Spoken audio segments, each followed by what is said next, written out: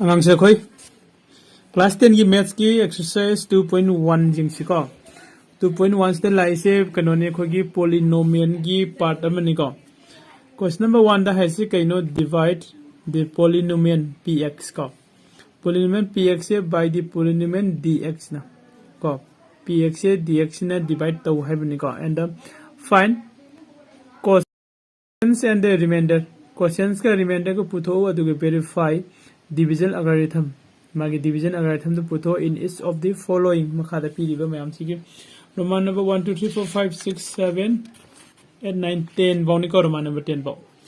ado khoi video ama khatang dadi pull up challaroi ko mating video ani natraga amamam da kum khoi laksi ko adudi hambada khoi sigi question number 1 gi roman number 1 ko question number 1 gi roman number 1 se khoi jingsi Roman number 1 से the p से कहिनो को Roman number 1 दा है से p x से कनागा माने है बा equal to twice x square twice x cube को अदुगा x square minus x similar and dx ने equal to x का माने है को से कोई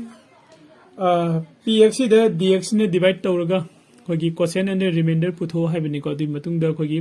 डिवीजन algorithm द वेरीफाई तौरम है बको ओके कोई नंगांग ओरिंगे द मैथमेटिक्स द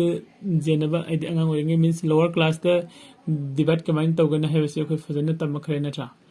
अदो हजे कोई द सॉल्यूशन जेंगसी को सॉल्यूशन सिदा कोइने यंगबा जाइसे कइनो फर्स्ट द सिगी x डिवाइड तौ है बनी न सिगी dx द x ने को सी x ना कनादा कोई डिवाइड तौ दिनो सिगी px की value 2x cube plus x square minus x सीधा कोई डिवाइड तौ है बनी को सीधा डिवाइड तौ बसे कोई डिवाइड तौ तो से आई समझ ला के को x ना सिगी 2x क्यूब सीधा डिवाइड तौ के है गति आइना समझ चट के तौ बसे कयानो है बसे कोई ना कमाइन खंगने है कांदा सीधा कोई ना सपोज नंगी इस वाले मते अंकल लोरोंगे x सिगा इक्वल टू 2x क्यूब सिगा मानन बस सिलेक्ट हुई नहीं है को अदे सी मानन के सीधा क्या वाली बा को हाइदी सीधा और पसी जिंग सिबु को सीधा 2 अमदी वाचरे मसागी को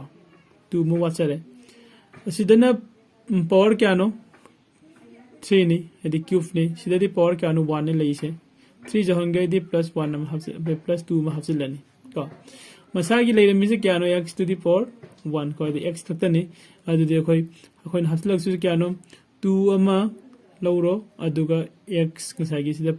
पावर प्लस तरुप की 2 से यदि x स्क्वायर से सिमगल हाफ से लसी अदु दी अनि सी मल्टीप्लिकेशन तो मतम द 2x क्यूब तारे को 2x क्यूब याई को मैम 2x क्यूब तारे अदो खोना डिवाइड तब मतम द सिजु प्लस नि सिजु प्लस नि सिदा कोई अनि से मानरम नि 0 तारे नि लवे कमाइन लौरी नो कोई की वखन द सिदा माइनस ना को मखादा लाइब हनो से खोना माइनस ओई हाइने लौरो मतुंग द मथक किसना प्लस और पॉजिटिव ओरेगा मखाइसिना नेगेटिव ओरे कांद अनि से प्लस माइनस तबगा 0 ताबने को है को अदि मतुंग द खोई सी x जों पुदरसी को x गा कना नो अनि पुदतु से x स्क्वायर का माइनस x का को अदुदी हजु सिदा x लाइरे सिदा x अनि नि को अदुदी से प्लस सिदा पुखला से को प्लस x अमना x अम सिदा मल्टीप्लाई तौसिलादी को खोना हना तमे x plus x हारेगदी 2y x ताई है को x into x लागदी मागी पावर हाइदी पावर प्लस तवे 1 प्लस दुगा इक्वल टू क्या ताबा x स्क्वायर ताइबा याई को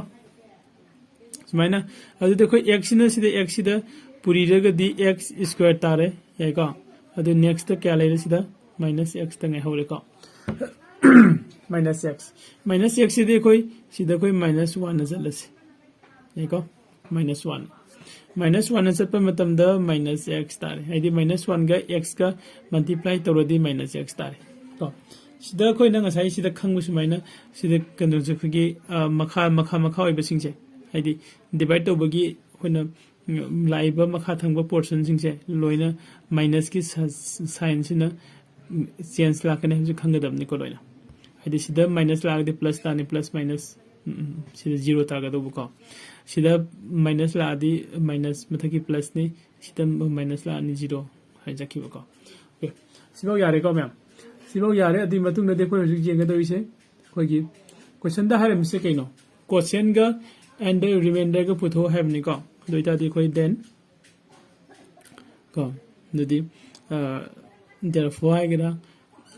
को निगम हाइरसी नत्रगा देन दम हाइरसी को देन कोने पामी से कइनो क्वेश्चन QUOTIENT क्वेश्चन से क्या तारे क्वेश्चन आईडी सी के अथुंग बसिनी को नत्रा 2x square plus x minus 1 सिने क्वेश्चन तारे को अदुगा ओके इस मखादा उरम दरे को मैम देन क्वेश्चन से equal to 2x square plus x minus 1 सिने कोई क्वेश्चन तारे को